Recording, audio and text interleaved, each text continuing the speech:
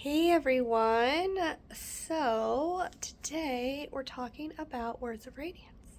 And yes, it's flipped, but apologies for the video quality today, but I have left my tripod in my car, which broke down. So, we're just gonna be a little wobbly today and backwards today. But I'm here in my cozy house with my cozy sweater because happy December.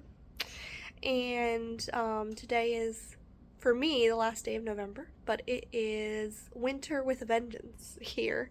So we're going to be talking about Words of Radiance. That's just upside down. Words of Radiance. I really just like this cover. The back is really pretty though. Check that out. That's really cool, but the front is kind of ugly. But yeah, we're going to talk about Words of Radiance. This is technically part 2. If you didn't see part 1, I will link it down below. So let's start with the non-spoiler section. So hopefully this doesn't just sound like a repeat of Knife of Dreams. But yeah, this series has been amazing so far. The positives, amazing characters, amazing character growth. I've loved how the characters have grown from the first book to this book.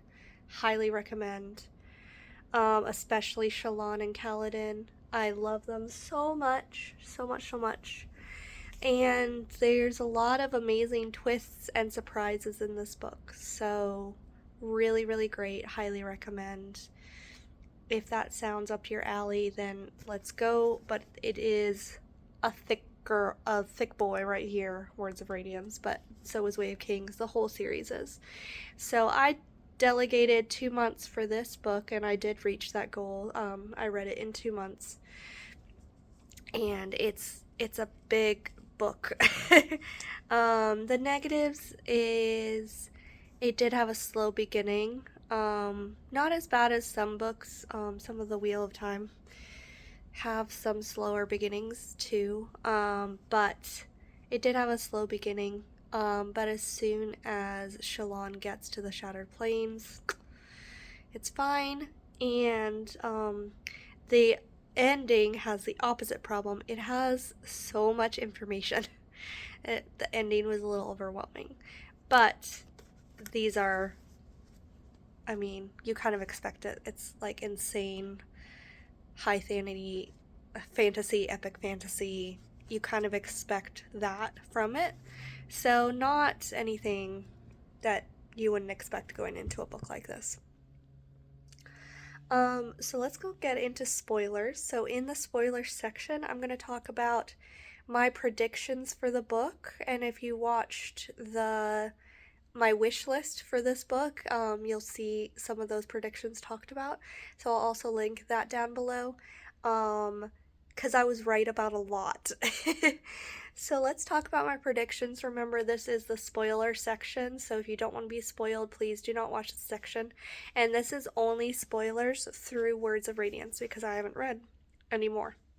So, let's talk about first what I was wrong about. I thought that Seth was going to get freed and then go train Kaladin, so that was wrong. Seth did not train Kaladin. And I definitely didn't predict how Sadeas was going to get killed. I thought he was going to get killed in like a really cool duel with Adeline. So that was very surprising how Sadeas got killed. But kind of like I was half right, half wrong. I was right that his death was going to be satisfying. So that I was right about. Definitely. And the other thing was I'm kind of right about Kaladin and Shallan. They didn't get together, so I was wrong about that. But I am kind of right because they definitely have feelings for each other. And maybe that's just me, but I think they've worked so well together when they were in the chasms together.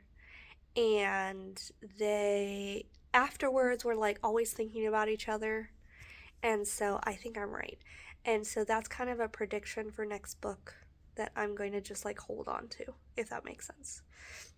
Um, Things I was right about, that Warbreaker like had some kind of influence, but like obviously it's gonna be more next book, I'm sure. Because the sword comes up, which is so exciting and scary. um, so that's really exciting. That, I mean, I kind of had a hint on that because they asked me, my mom and my brother asked me to read Warbreaker first. So I did kind of just was told that, but not really told. The next one is the big reveal at the end in the epilogue. I was right that Yasna wasn't dead. Her death just didn't have the impact that I thought it would if she was actually dead. So I was so right on that. She is alive and she's going to come back for Oathbringer. So I'm pretty excited for that. And I'm hoping that I'll like her a little bit better. I liked her way better in this book than last book. So that's exciting. I predicted as soon as Syl died, I predicted that she could not, like, it was not her dying, and I predicted it pretty much exactly, which is so fun. I predicted that Syl wasn't dead, and that Kaladin would, like, get her back and then immediately fly to save Dalinar, and I was completely right, which is so much fun, and I'm really excited. And I bet it was fun for my brother and sister-in-law to hear me predict that and then know that I was right. So I'm just like so pumped that I was right about that. And then the Seth thing, I was kind of partially right. I knew that he would somehow kind of be unbonded. So I was right about that part, that like, because the reason he became truthless was because he said that Voidbringers were coming back, and they are, so he's not truthless. So I was kind of right about that aspect of it, but he didn't go and train Kaladin, so that's the part I was wrong about. And I just feel like there's something else that I predicted that I was right about, but maybe I'm missing something. But my brother and my mom can comment in the comments below. Um, so I guess the next is like my ranking of this book. It's not quite as the same as ranking Wheel of Time because there's so many Wheel of Times, but um, let me think. I think I do like Warbreaker better. So Warbreaker, and then this book, and then Way of Kings. But they're all fantastic. I liked in this book that I had some sense of the magic system already. So that was nice that I wasn't completely in the dark, but that was kind of fun in Way of Cadence to be completely in the dark. And that was fun in Warbreaker too. So I think it was a really, really great book. I really enjoyed it a lot. There were lots of twists and turns in this one, like I said, so it was really, really fun. So yeah, it was a great book. Comment down below, how would you rank this one? And do you like it better or worse? I've heard that a lot of people, this is their favorite of the series. And to be honest, that's a little scary because I don't want this, like, the second book to be the best and then the rest is downhill. So just let me know in the comments if this is your favorite or where it stands, because I'm very excited to hear about that. So yeah, and I will talk to you later.